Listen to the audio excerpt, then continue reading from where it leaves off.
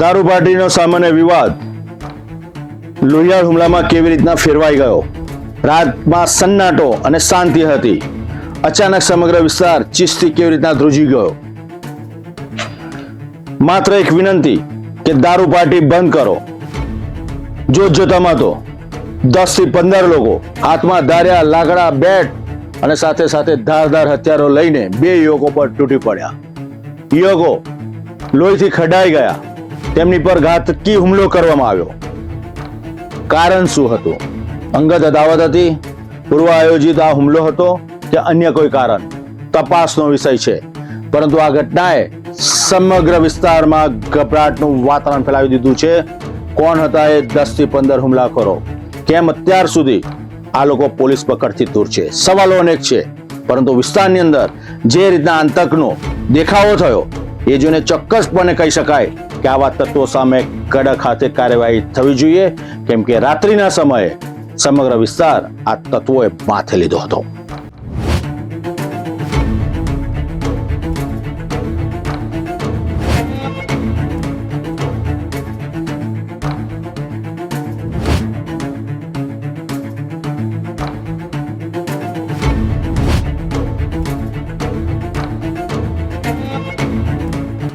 વડોદરાના દંતેશ્વર વિસ્તારમાં આવેલી જનપથનગર સોસાયટી પાસે મોડી રાત્રે અચાનક હાહાકાર મચી ગયો.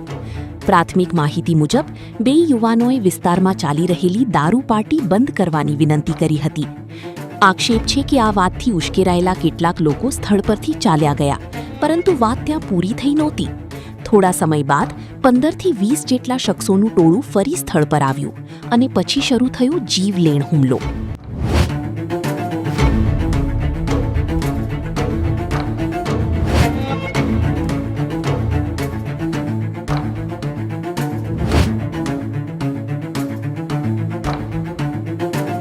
અંધાધૂંધ હુમલો, લાકડા, ધાર્યા, લોખંડની પાઇપો અને 10 થી 15 લોકોનું ટોળું. આ હુમલામાં બે યુવકો ઈજાગ્રસ્ત થયા. લોહીથી લથપથ હાલતની અંદર સયાજી હોસ્પિટલમાં સારવાર અર્થે મોકલવામાં આવ્યા, જ્યાં એક યુવકની હાલત ગંભીર હોવાનું જાણવા મળ્યું છે. ફરી એક વખત ચર્ચાના અંતે સવાલ ઉભો થાય છે કે આ હુમલો કેમ કરવામાં આવ્યો. સાથે સાથે સમગ્ર વિસ્તારની અંદર આ હુમલાને કારણે દહેશતનું વાતાવરણ જોવા મળી રહ્યું છે. વ્યાપક માંગ ઉઠી રહી છે કે આવા તત્વો સામે કડક હાથે कार्यवाही થવી જોઈએ. दंतेश्वर जनपद नगर 207 मेरे घर के जो दुकान है उसके ऊपर ये लोग दारू पीते थे. नाम है अक्षय, भावेश गित्ते, निखिल भूरिया और पंचाल, चिराग पंचाल. ये सब नामजद आरोपी है. भूरिया मर्डर केस में अंदर है, वहाँ से छूट के आया है.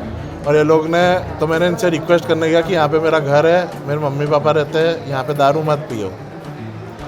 ये लोगों ने वहाँ पे दादागिरी करी, बोले तेरे से जो टूटता हो तोड़ ले, हम तो यहीं पिएंगे, किसी के बाप का नहीं है. फिर मैं घर चला गया. फिर मेरे को वापस से इन लोगों ने बुलाया नीचे, बोले नीचे आ.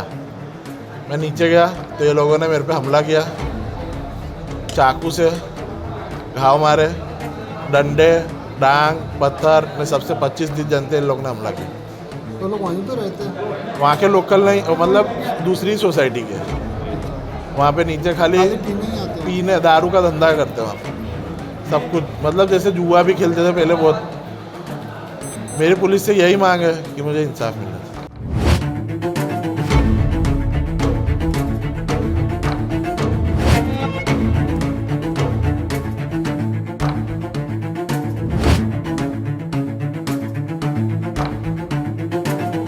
સ્થાનિકોના આક્ષેપ મુજબ મહિલાઓ રહેતી હોવાથી દારૂ પાર્ટી બંધ કરવાની વિનંતી કરવામાં આવી હતી. જો કે હુમલા પાછળનું ચોક્કસ કારણ અને ઘટનાક્રમ અંગે પોલીસ દ્વારા હજુ સત્તાવાર પુષ્ટિ કરવામાં આવી નથી. મકરપુરા પોલીસે કેસની તપાસ શરૂ કરી છે અને હુમલાખોરોની ઓળખ તેમજ ઘટનાના સીસીટીવી અને અન્ય પુરાવાઓના આધારે તપાસ આગળ ધપાવી રહી છે.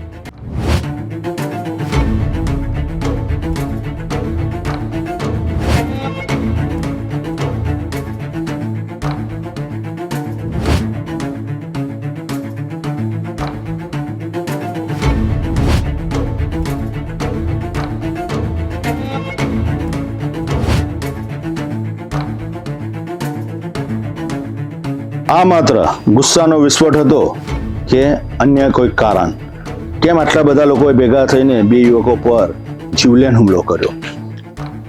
ઘાતક હથિયારો સાથે કરાયેલા હુમલાને કારણે લોકોમાં રોષ છે.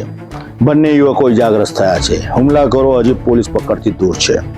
પોલીસની કાર્યવાહી સામે સમગ્ર વિસ્તારના લોકો મીટ માંડીને બેઠા છે.